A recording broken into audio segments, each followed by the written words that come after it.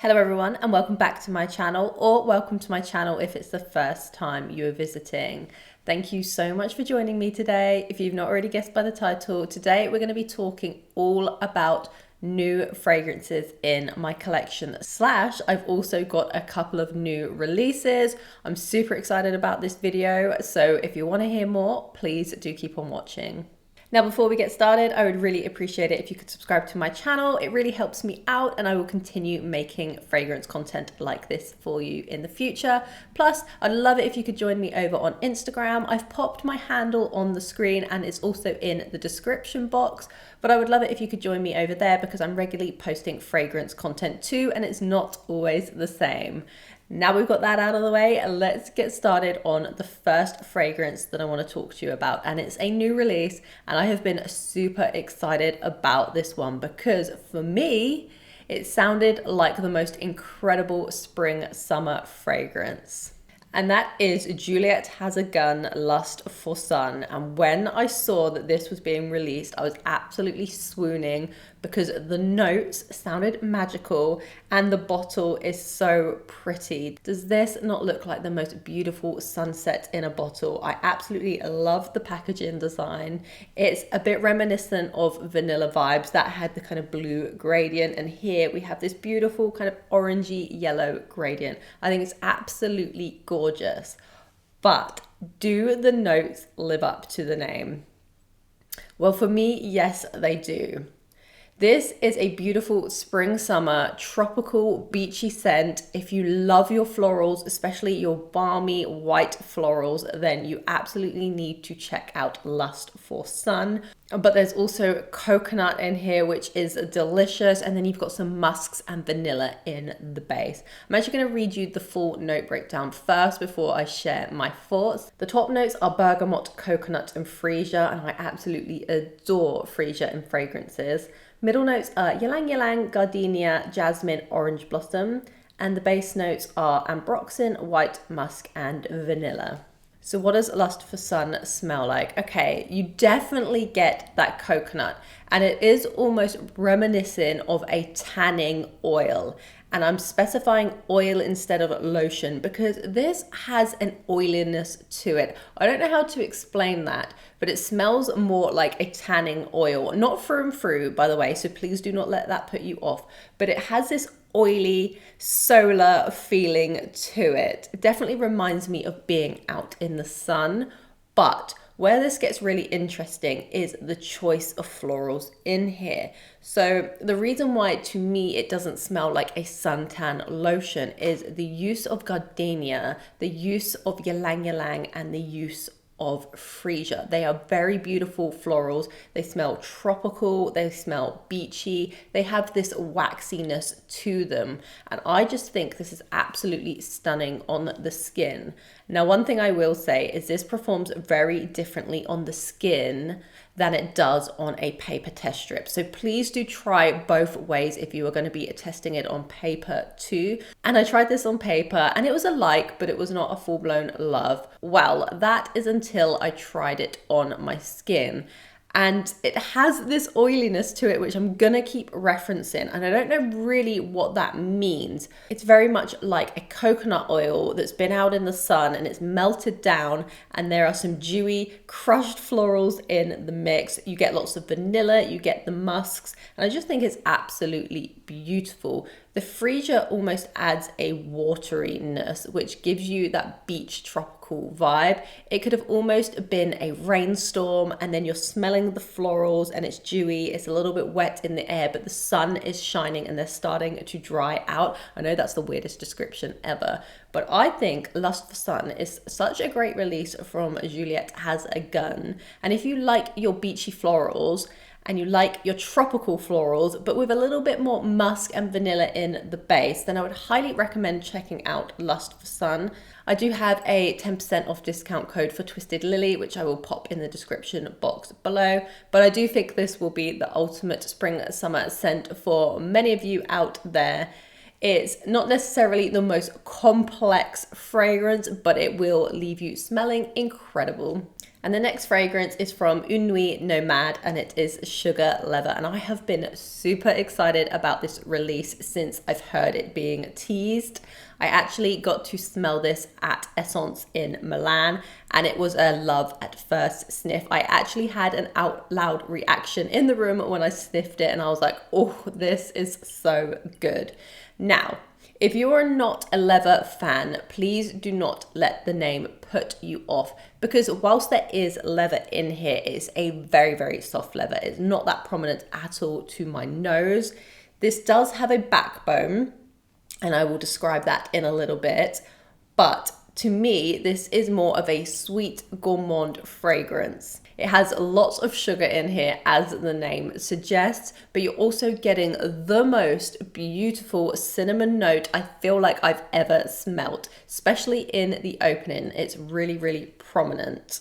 There's also a little bit of amyris in here. You've got labdanum, but there is a caramel note, and I feel like this is what takes it into being a sweet gourmand fragrance.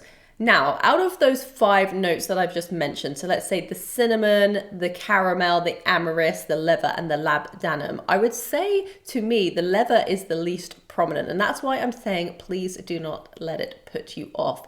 Let me just spray this on a test strip, actually.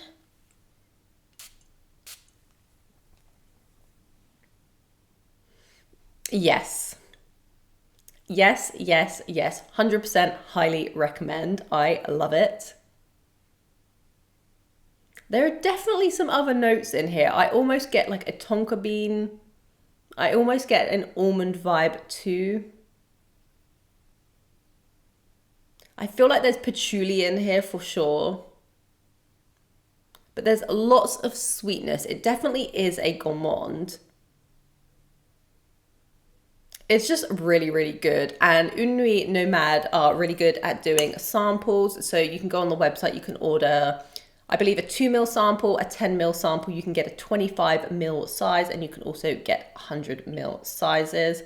Very great prices for the quality of the fragrances, in my opinion. I know so many of you have ordered from Nuit Nomade, and you always share your feedback in the comments below. Now, I need to play around with this a little bit more on the skin, wear tests, all of that good stuff. But from a first impressions, as soon as I got the bottle, I wanted to get this review out because so many of you have asked me over on Instagram, plus in the comments here, what my thoughts were on the new Sugar Leather. And for me, it's a 100% recommend of a fragrance.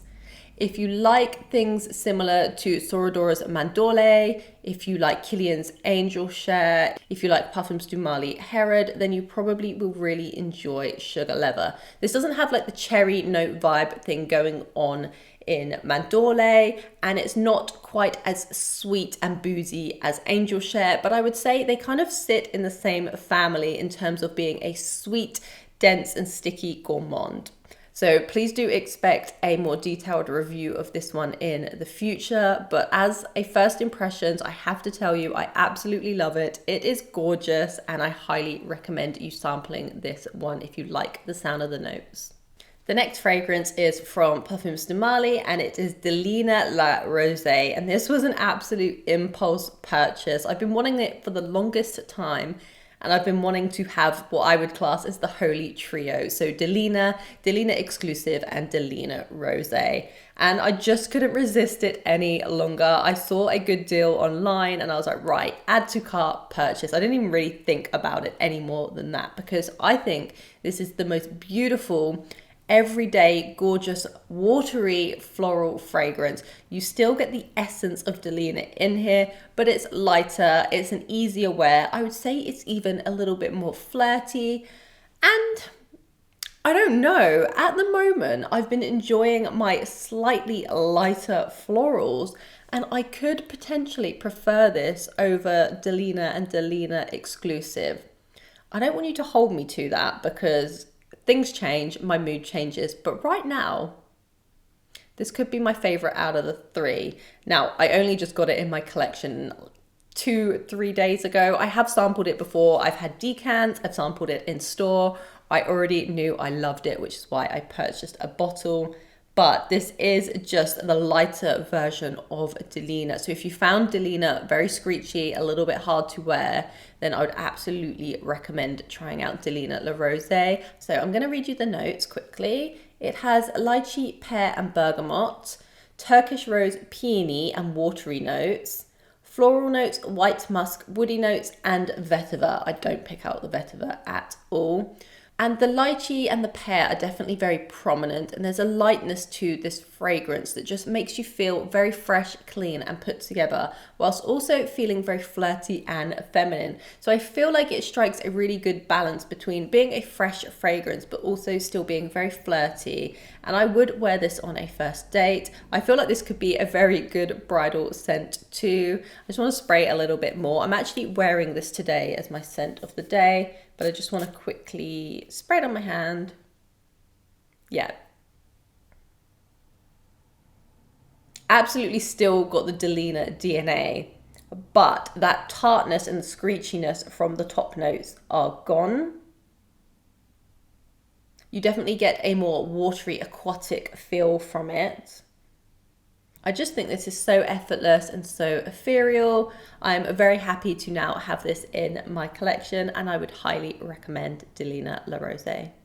Next up, we have Fragrance Dubois AM, and this is a collaboration between Fragrance Dubois and producer Michael. And they first released PM, which had a red label, and then this is the second collaboration with producer Michael, which is the AM version. Now, I actually went to a launch event for this fragrance. It was in London in the Baccarat bar, which is situated in Harrods, a very beautiful bar. All of the drinks are served in Baccarat glass. Incredible experience. And fun fact, they said their first collaboration with producer Michael, which is called PM, is actually their best seller in Harrods. So that was really interesting to know. So let me quickly read you the notes of AM. The top notes are Italian orange, thyme and saffron. Middle notes are damask rose, cedarwood, elemi. And the base notes are patchouli, gaiac wood and ambroxan. And when I saw the packaging of this, I thought it was absolutely gorgeous. I love the turquoise color plaque. Okay, so what do I think about this fragrance? It's definitely masterfully blended, as all Fragrance Dubois fragrances are. It's a heavy hitter. Even though it's AM, I thought this might be a little bit lighter than it actually is, but no, this is really strong. I couldn't wear more than 3 sprays of this. It is not my favorite from Fragrance Dubois, I have to be honest. I do feel like this leans a little bit more masculine, but anyone can wear this, of course, but it's a little bit more masculine leaning for my personal preference. I'm actually going to try layering this with Santal Complete by Fragrance Dubois, but I think it would also layer really well with something more vanillic or maybe a light floral. Even Delina La Rose could layer really well with this one. But let me quickly spray it so I can tell you my thoughts a little bit more. Yeah, this is potent. It's not necessarily what I would class as AM. You're getting lots of saffron in the opening, and I'm getting the gaiac wood, I'm getting the rose. It's very, very luxurious. Now, it reminds me of some of Fragrance Dubois' more rich and decadent fragrance, such as Sahara. It's got that type of DNA in there. And it also is very reminiscent of that kind of Rosée DNA in a way. Very, very rich and luxurious, very opulent, as I mentioned. I would wear this as an evening, a black tie kind of fragrance, a special occasion fragrance. Not in the AM, unless that black tie or that formal ball was in the morning. But that's just me. However, I could imagine someone rocking this and smelling absolutely incredible. I'm sure there's geranium in here too. You're definitely getting the rose. I would highly recommend getting a sample of this one, as it is a really standout fragrance in many ways. The composition is beautiful. I am going to play around with it a little bit more. I am going to try some layering combinations. I did spray this on James and it smelled absolutely incredible. I just wanted to be honest and let you know it's not necessarily something I would wear, but I do think it's a fantastic release from Fragrance Dubois. I think many people are actually going to love this fragrance. But I am also so grateful to have the bottle. It was kindly gifted to me at the event. And I hope I can find a layering combination that works for me so I can wear this a little bit more. But if not, James will definitely rock this one out. So yeah, that was the new AM fragrance by Fragrance Dubois. The next fragrance is Café Cabanel from Theo Cabanel, and this is a very delicious gourmand fragrance, but it's not too sweet. It's more of a coffee and vanilla fragrance. Is it a coffee fragrance? It is a coffee fragrance, but that's not the note that's front, stage, and center. It's definitely milky and lactonic. So the notes include cinnamon, butter and milk, coffee, tonka bean, caramel, vanilla, musk, lots of gorgeous notes. But to me, this smells like a very milky latte with a big dusting of cinnamon over the top. And then you're maybe eating some kind of cake or pastry that's got the caramel in it. There's a little bit of light florals in here too. But the notes that really stand out to me is the cinnamon, the milky lactonic caramel vibe. Kind of smells like condensed milk actually, now I'm thinking about it. It's definitely like a little bit spicy. Yeah, it smells like some kind of cinnamon dusted pastry. And then you've got a milky coffee on the side. It smells incredible on the skin. I have this new kind of shower routine and I'm using a cinnamon and sandalwood shower gel and body cream, which Anna recommended in one of her videos. It's absolutely incredible, by the way. I can't remember the actual name of the product. It's by Bath and Bodyworks. It's cinnamon and sandalwood, I believe, and it's from the aromatherapy collection. I will link the product down below and I will link her video down below because that is where I found that product and it's absolutely incredible. Layer that with Café Cabanel, chef's kiss. You are going to smell like some type of bakery product. I don't know how to explain it, but anytime that James has a shower and he also uses the body cream, I keep smelling like baked goods. It's just absolutely gorgeous. Layer that with Café Cabanel. It adds to that cinnamon vibe. It adds to the kind of creamy lactonic vibe. Sprinkle a little bit of coffee in there too. It's game over. It's just such a good combination. I will review this in more detail in a video to come, but I think it's such a beautiful fragrance and that layering combination is just the one. So that was Theo Cabanel's Café Cabanel. Next up, I have Givenchy's L'Interdit Burning Neroli, which is the newest release from Givenchy, at least from the female collection. And fun fact, I have not necessarily been a massive fan of the L'Interdit range. I think it's nice, but it's not necessarily to my taste just because I'm not a huge fan of tuberose. Now I am coming round to the collection a little bit more. I think the Rouge one is my favorite. I've spoken about it in a video in the past. Now the new Burning Neroli version is a lot more to my taste because you still have the L'Interdit DNA, but you're adding quite a hefty dose of Neroli in there. They've definitely pared down the notes a little bit. When you read them on Fragrantica, I think it only lists 3 notes, but I still get the L'Interdit DNA as I mentioned, but you're just amping up the Neroli in there, and there's a little bit more vetiver, I believe. It's not super prominent when you smell it from the lid, but when I sprayed this on the skin, I definitely got a more hefty base here than the original L'Interdit. But I'm getting a lot more Neroli. I don't really get where the burning name comes from. I guess it almost smells like a candle, like a Neroli candle, if that makes any sense. I need to play around with this one a little bit more. It was actually gifted to me at an event I went to in London, so I haven't played around with it too much. I did wear it on my skin yesterday and I thought it was really pleasant. The longevity was really great on my skin. And like I said, I personally prefer it to the original L'Interdit, but that is just because I'm not a huge fan of tuberose. But I do highly recommend you checking this one out. It's a very easy wear fragrance. I think it would get so many compliments too. but I need to gather my thoughts a little bit more on this one before I review it fully. But I do like it. I think it's really, really nice. So that was all of the fragrances I wanted to talk to you about in today's video. Did anything stand out to you? And is there anything in this list that you would like to sample? Please do let me know down in the comments. But what I would love to know most is, what are some of the new fragrances that you've added to your collection? Please do let me know down in the comments. You know that I always go out of my way to research your recommendations, and I often do purchase them. I found some of my favorite fragrances in my collection through the comment section. So please, please, please do keep them coming. I love reading your comments. But thank you so much for watching today. I hope you have a wonderful day. I will see you all in a video to come. Thank you and goodbye.